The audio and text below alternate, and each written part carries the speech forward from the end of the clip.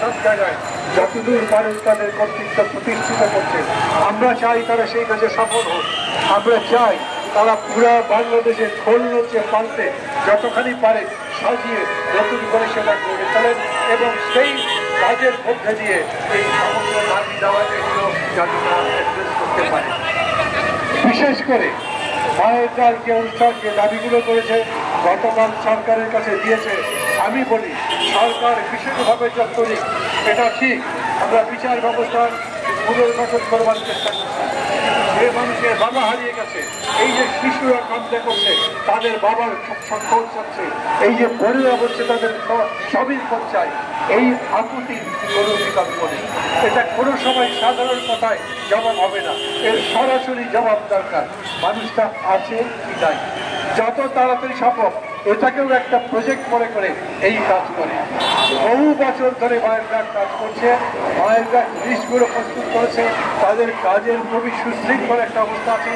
জাতীয়ভাবে আন্তর্জাতিকভাবে তারা রীতিমত এই গুম খুন হত্যাকাণ্ডের বিরুদ্ধে একটা আন্দোলন শুধু দেশের মধ্যে নয় বহির্বিশ্বেও ক্যাম্পেইনের একটা গড়ে তুলেছেন, যার কারণে এই সরকার বহুভাবে নিশ্চিত হয়েছেন বাইরের সরকারের কাছে একটা ইউজারপার হিসেবে, দখলদার হিসেবে, জনগণের উপরে নির্যাতনকারী হিসেবে। মায়ের ডাকের এই ডাক এখন আকুতি হিসেবে মনে করে তারা যে লিস্ট তৈরি করেছে সেই লিস্ট দেবে।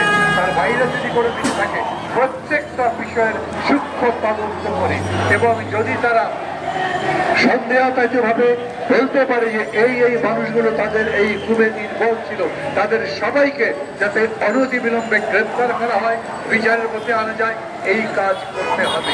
কারণ এটা ঠিক মায়ের ডাক বিশাল মিছিল করে কিছু করছেন এখন পর্যন্ত, এটা ঠিক যেরকম করে প্রতি বিপ্লব এই বিপ্লবকে ধ্বংস করবার জন্য নানা রকম সাংগঠনিক তৎপরতা চালাচ্ছে, মায়ের ডাক তা করে না। কিন্তু মায়ের ডাক মানে মায়ের আকুতি, এই আকুতি শুনতে হবে যত তাড়াতাড়ি সম্ভব, যত দ্রুত, যত যোগ্যতার সঙ্গে এবং যত ঠিকভাবে করা যায়। সেটাই আমাদের সমাজকে বদলাতে পারবে, নতুন বাংলাদেশ গড়ে তোলবার জন্য এটাও একটা অতি পবিত্র করণীয় কাজ।